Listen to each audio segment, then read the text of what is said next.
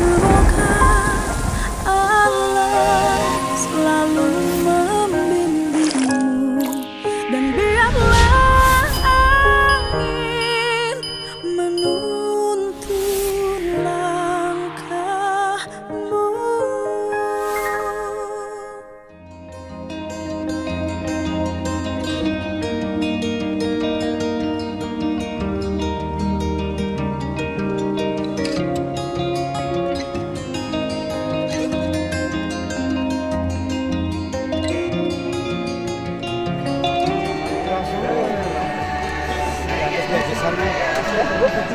Rombongan dari mana ini? Dari Grand Serong, Bandung. Bandung. Iya. Baru datang, Pak. Baru. Mari Bu, mari. Ya, mari, Pak.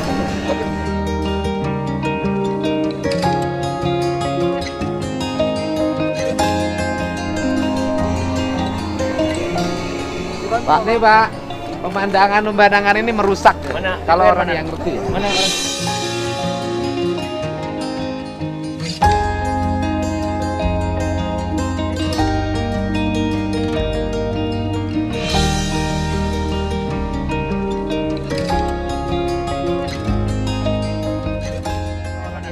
Mana orang kita? Media kita mana? Gedung-gedung. Harusnya kan teh semuanya. Iya. Ini kan dicampur-campur. Dan itu saya lihat di tebing itu di lereng banget ditanamin sayuran. Oh. Tadi saya lihat. Harusnya nggak boleh. Kan semuanya kan Teh. sekarang konsepnya teh ini kan bukan hanya sekedar cari produksi toh. Kan pemandangannya itu Ya. sudah jadi nilai uang. Ya, harus tersendiri kalau Tersendiri, lain. nggak boleh bisa lagi ada wisatanya campur. itu sendiri. Ini nih nggak boleh itu. Harusnya kalau ini teh udah aja teh. Nanti kan core bisnya banyak. Saya lihat di lereng tuh tadi di gundul ditanamin sayuran. Tadi saya perhatiin di lereng-lereng. Ini tuh berapa tahun ya? Ini berapa tahun ini? Teh ini? Puluhan tahun, Pak. Hah? Puluhan tahun kalau udah. Oh, lama ya. Iya, lama. Saya kira Ini hanya kan yang problem teh kita ini Pak, problem teh kita ini termasuk kan ini cara motong ininya sudah ganti pakai. Itu kan rasanya gimana? Kan motong teh itu Dulu gini kan? gini. Pakai Begitu digunting. ini apa nih? Karena beda ini. Bos, apa ini? Teh. Oh, teh. Oh, pakai alat dengan pakai tangan Sekarang beda udah ya? pakai alat begini Pak motongnya. Kayu-kayu. Rasanya udah hilang. Dan lebih banyak pucuk kalau yang Iya. Kalau menti kan terpilih. Kalau semua perut. Itu. Sekarang kan pakai mesin, Pak. Ya itu salah satu problem menurunnya itu. Kualitas. Iya, kualitasnya menjadi turun karena di nggak baca doa. Banting ke sana gitu. Baca doa ya. Iya, Tapi akan kalau nilai. pemandangannya kan Kalau ini kan udah pemandangannya kadang kan lebih rata. Kalau nilai Dalamnya saya minta yang nemenin saya perlu ini biar hubungannya ya, Kami ucapkan selamat datang bangunannya kepada sesuai dengan rombongan lingkungan. anggota Ya, Komisi 4 DPR kan harusnya RI berbasis kayu dalam atau rangka bambu. kunjungan kerja Ini kan bagus, bambu spesifik bisa. Komisi Ini kan 4 nggak DPR match, RI Pak. tahun 2022 dan Bandung terkenal nih kalau 2023 di Kita mau kalah sama Highland. Bali kan urusan itu, Pak. Urusan Bali itu kan Bali Jogja itu Tapi kan yang urusan kesana itu ke Subang juga sama itu lebih parah. sama parah Yang kacau. apa namanya itu? Disland. Oh, itu Pak, udah parah banget. Sekarang tuh parah banget dan yang paling utama kan orang Belanda itu kan kalau di atas tuh nggak boleh dikasih bangunan. Bangunan dikasih di atas, Pak. Disland itu. Dan yang paling utama kan wisata itu kalau tidak tertata dengan baik itu sebentar orang bosan.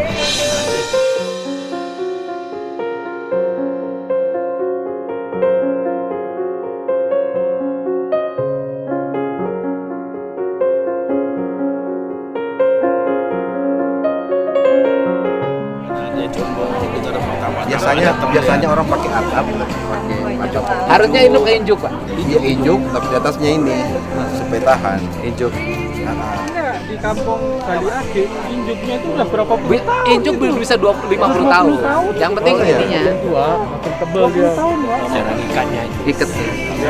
Ayo, Pak.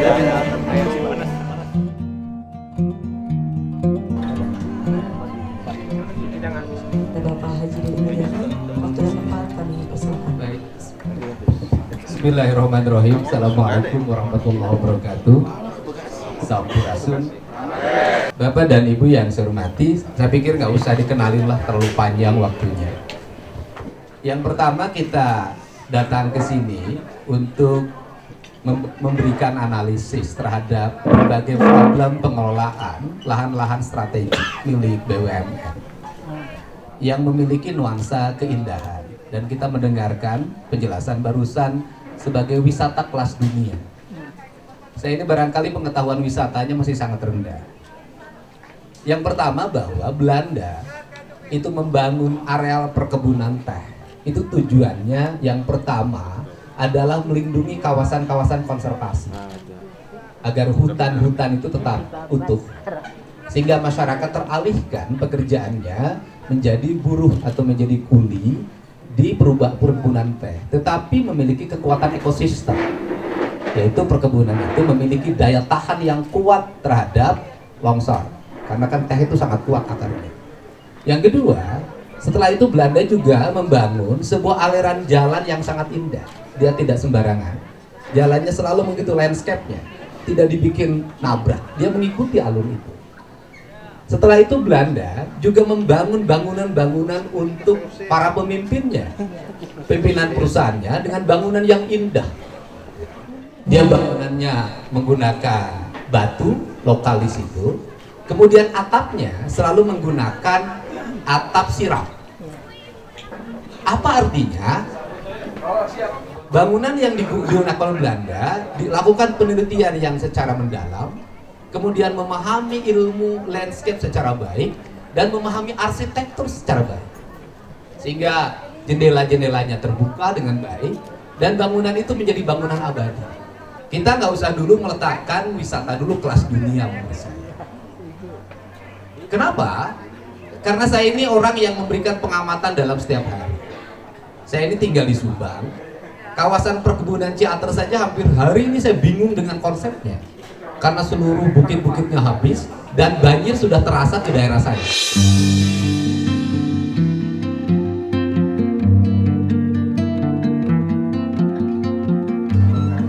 Ini problem dan mungkin dalam jangka panjang akan lebih berat lagi. Nah, kalau saya naik ke sini, mata saya tuh nggak pernah berhenti mengamati. Yang pertama, seluruh daerah-daerah ketebingannya yang sangat curam itu gundul. Dan saya lihat tumbuh dengan tanaman sayur. Tanaman sayurnya itu ditutupnya pakai plastik. Artinya itu mempercepat proses abrasi tanah dan mengirimkan air ke bawah dengan cepat. Karena plastik begitu jatuh airnya langsung.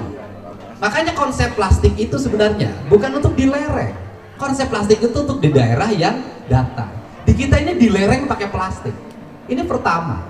Yang kedua, di daerah wisata lalatnya luar biasa. Kenapa lalat luar biasa? Karena dari perkebunan sayur. Saya keliling ke Lembang kemana-mana, lalat itu problem. Nah, gimana menjadi wisata kelas dunia kalau lalatnya saja nggak bisa ditangani? Kemudian yang ketiga, arsitektur bangunan. Saya dari tadi tuh memperhatikan, kok kenapa dipasang seng-seng seperti ini di sebuah daerah lereng yang begitu indah. Jujur saja, keindahan tempat ini hancur oleh arsitektur bangunan ini.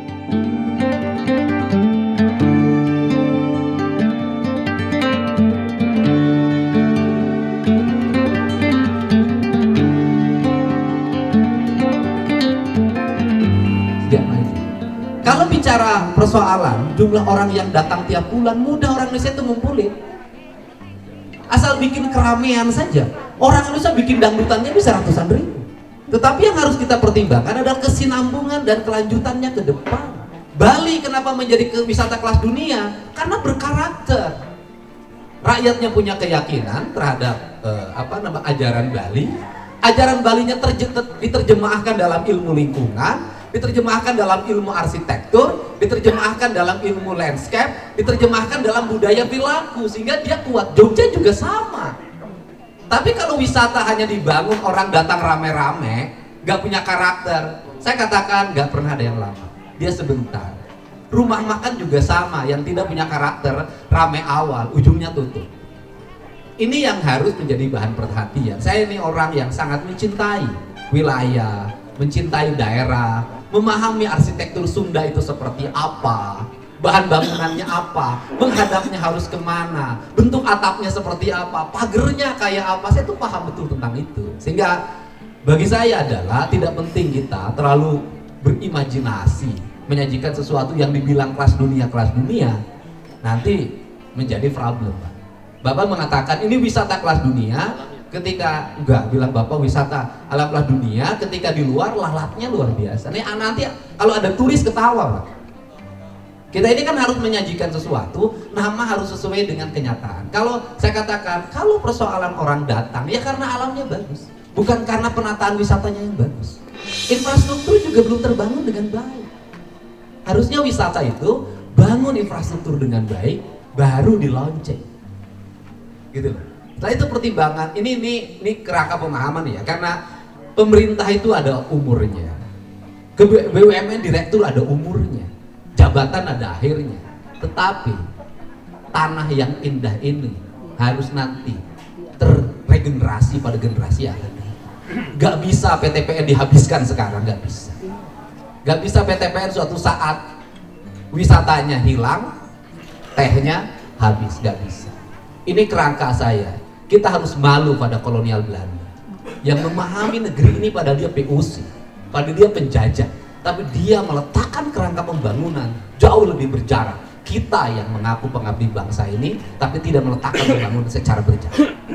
Ini saya ya, karena saya orang yang sangat konsen terhadap Sunda, terhadap lingkungan, dan kepedihan saya selalu adalah gagal dalam mengelola alam, gagal dalam mengelola lingkungan, dan gagal dalam bersyukur terhadap alam. Kalau kemiskinannya tinggi, itu karena faktor lemahnya kita dalam bersyukur terhadap alam.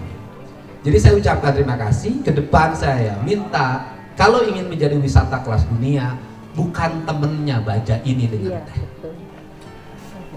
bukan temennya, bukan habitatnya, gitu loh, bukan habitatnya. Bisa dilihatlah, misalnya kalau yang di Tangkuban Perahu itu jauh lebih memahami arsitektur lingkungan. Semuanya berbasis kayu, berbasis jati, tertata dengan baik. Kalau hal ini saya lihat begitu lihat ke atas, mohon maaf ya, ini belum kelas dunia.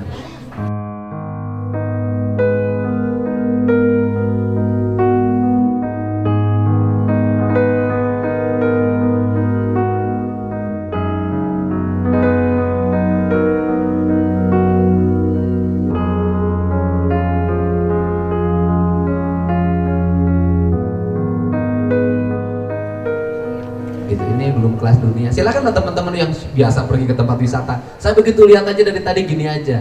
Ini apa ini? Gitu loh. Ini karena DPR tugasnya mengingatkan. Gitu loh, mengingatkan jangan terlalu bercerita tentang datangnya orang 100.000. Siapapun bisa, Pak, membuat keramaian dalam waktu cepat. Tetapi siapa yang bisa mempertahankan itu menjadi wisata abadi? Belajarlah pada Jogja karena ada kesultanan dan ada karakter sebagai budaya Jawa. Dan belajarlah pada Bali karena ada kebudayaan.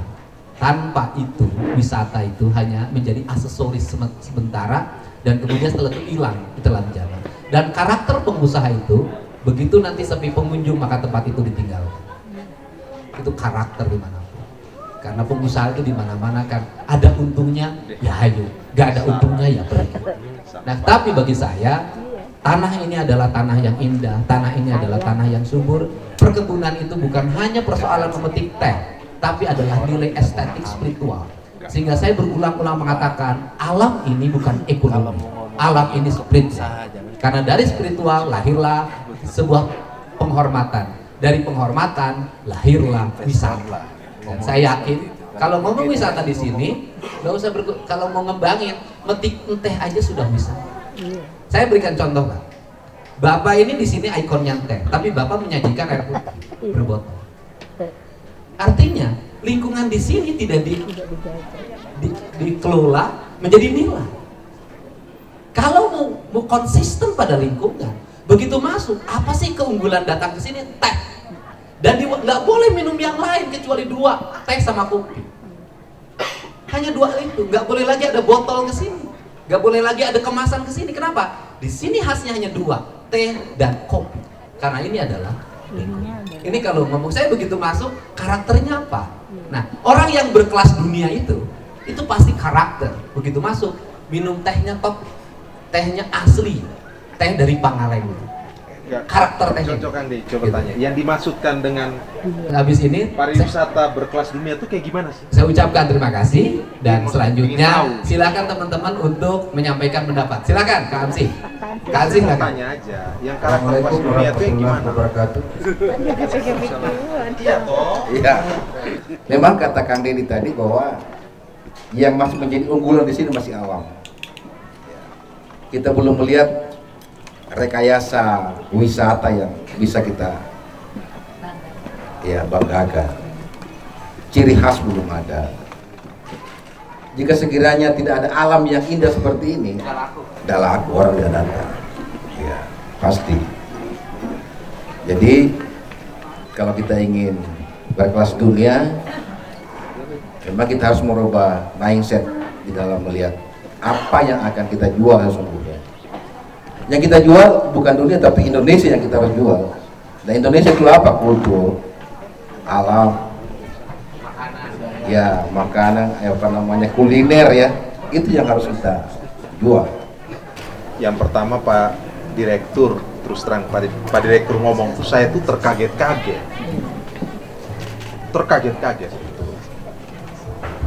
Ya, bicara pariwisata saya memang bukan ahli. Kak, saya yang jelasin nih. Ini cara penataan wisata kelas dunia. Coba ini gelas ini. Ini wisata kelas dunia bukan ini?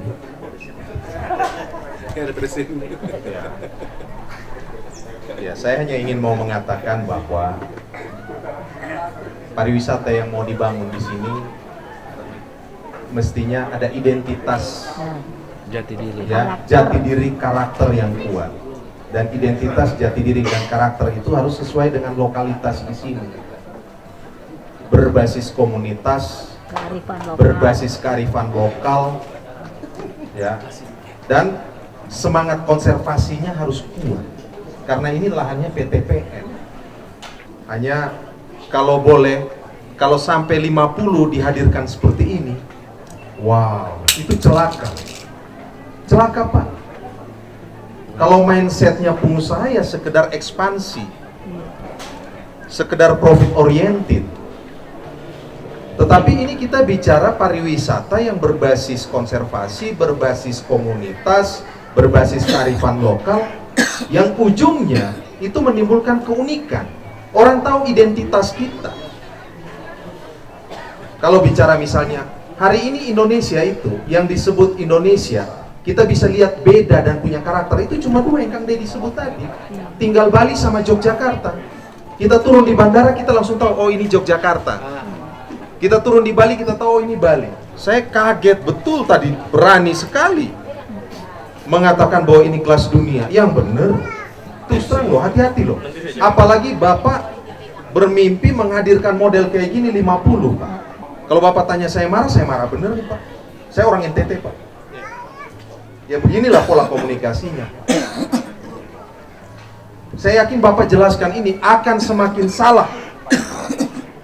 Terus terang, ini saya harus omong. Dan untuk PTPN, Pak, tolong lebih selektif dalam membangun kerjasama. Periksa betul isi kepala para pengusaha. Ya, roadmap-nya seperti apa yang mau dibangun, Pak. Ya kalau sekedar mau membangun pariwisata yang orientasinya pariwisata massal, ya buat aja artifisial pariwisata gitu loh. Ya kayak begini sih oke aja Pak. Tetapi menurut saya kalau PTPN bukan seperti itu.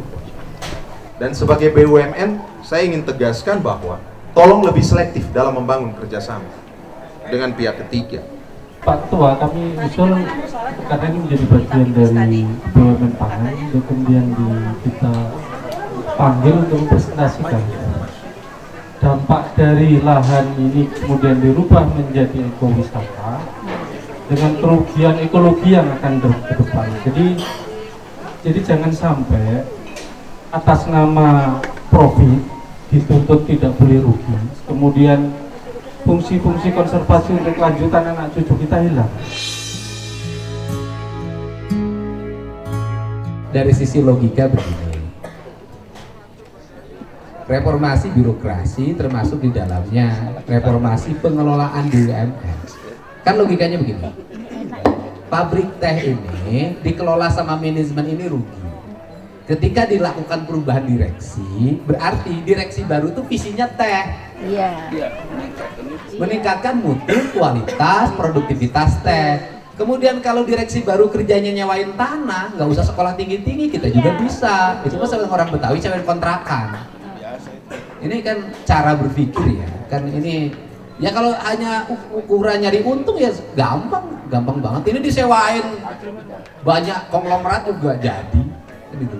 Ini yang dimaksud. Jangan kita ini tiap tanggal 17 Agustus ke Belanda nganggap penjajah, tapi Belanda yang meninggalkan baik dirusak oleh kita. Jangan-jangan kita ini adalah bangsa penjajah.